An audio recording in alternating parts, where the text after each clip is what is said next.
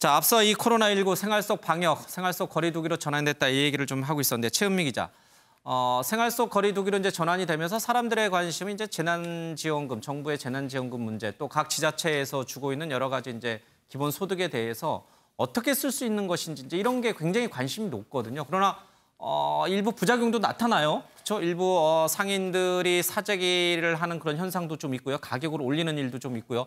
또 일각에서는 상품권을 깡하는, 그러니까 좀 할인을 받아서 현금화하는 그런 불법적인 일도 있고 있습니다. 이재명 경기도지사가 이런 부분에 대해서 굉장히 강하게 경고를 했죠.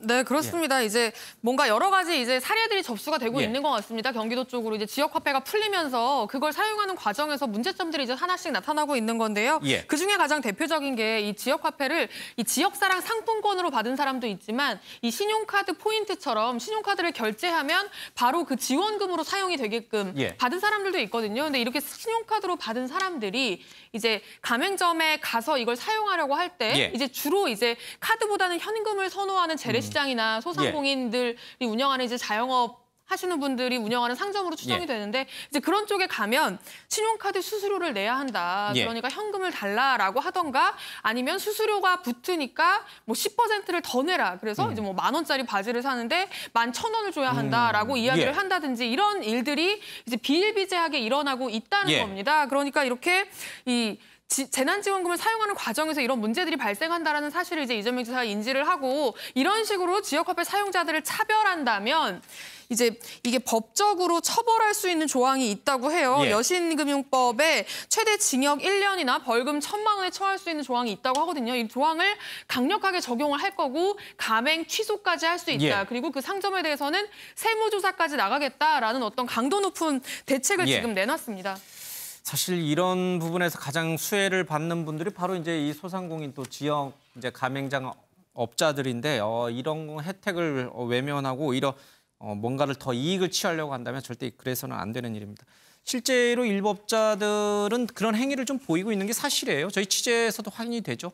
네, 뭐 가게에서 뭐 담합을 하고 있다 뭐 이런 얘기도 예. 들려오고 있고요. 그런데 또 이 상품권을 조금 원래 목적에 맞지 않게 사용되고 있는 것 아니냐 이런 의혹들도 나오고 예. 있습니다.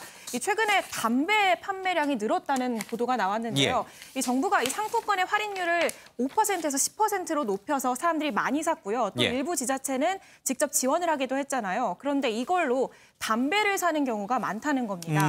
예. 왜 담배를 사냐면 그러니까 대형마트가 아닌 동네 슈퍼에서는 좀 할인이 안 되다 보니까 예. 비싼 값에 물건을 사야 한다는 점 때문에 사게 된다. 뭐 예. 이런 의견도 있고요.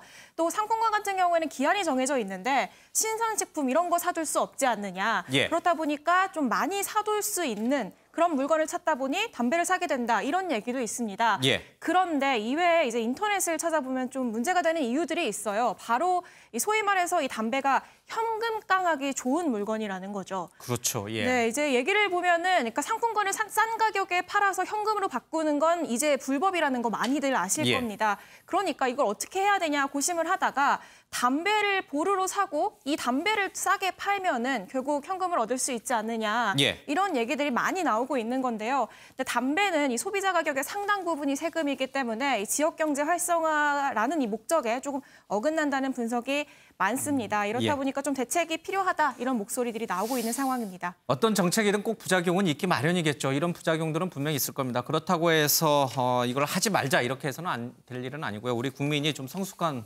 시민의식으로 이런 부분을 조금 자제를 했으면 좋겠습니다.